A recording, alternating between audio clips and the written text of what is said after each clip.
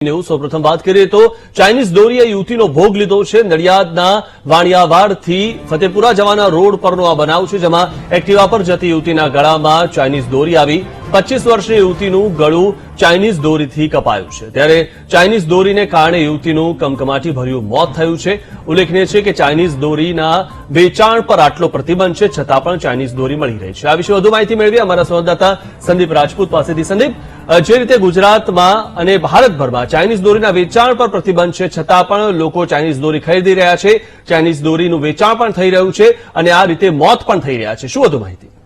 ચોક્કસથી મિથુન, વાત કરવામાં આવે તો એક તરફ સરકાર દ્વારા જે ચાઇનીઝ દોરી છે તેની પર પ્રતિબંધ મૂકી દેવામાં આવે છે, પરંતુ બીજી તરફ જો કહી શકાય તો પોલીસ દ્વારા પણ ચાઇનીઝ દોરીનો જથ્થો મોટા પ્રમાણમાં ખેડા જિલ્લામાંથી પણ પકડી પાડવામાં આવ્યો હતો। પોલીસ અને પ્રશાસન દ્વારા લોકોને ચાઇનીઝ દોરી ન ખરીદવા માટે પણ અપીલ કરવામાં આવી છે, પરંતુ હજુ પણ કેટલાક લોકો દ્વારા આ દોરીની ખરીદી કરવામાં આવી રહી છે, કેટલાક લોકો દ્વારા વેચાણ પણ કરવામાં આવ્યું છે, જેને લઈને આજે નડિયાદના વાણિયાવાડથી ફતેપુરા જે જવાનો રસ્તો છે ત્યાંથી એક યુવતી 25 વર્ષીય એક્ટિવા લઈને જતી હતી, તેના ગળાના ભાગે આ જે ચાઇનીઝ દોરી છે તે ભરાઈ હતી અને તેના કારણે આ જે યુવતી છે તે ઇજાગ્રસ્ત થઈ હતી। જોકે તેને સારવાર અર્થે નજીકની હોસ્પિટલમાં લઈ જતા પહેલા જ આ જે યુવતી છે તેનું મોત થયું હતું। મયુરની નામની જે 25 વર્ષીય યુવતી છે તે જીવન હજુ આગળ જુએ તે પહેલા ચાઇનીઝ દોરીએ તેનો ભોગ લેતા તેનું મૃત્યુ થયું છે, જેને લઈ તેના પરિવારમાં શોક થઈ ગયો છે। તો સમગ્ર મામલે અત્યારે અકસ્માતે મોતનો ગુનો દાખલ કરી પોલીસે પણ આગળની કાર્યવાહી હાથ ધરી છે।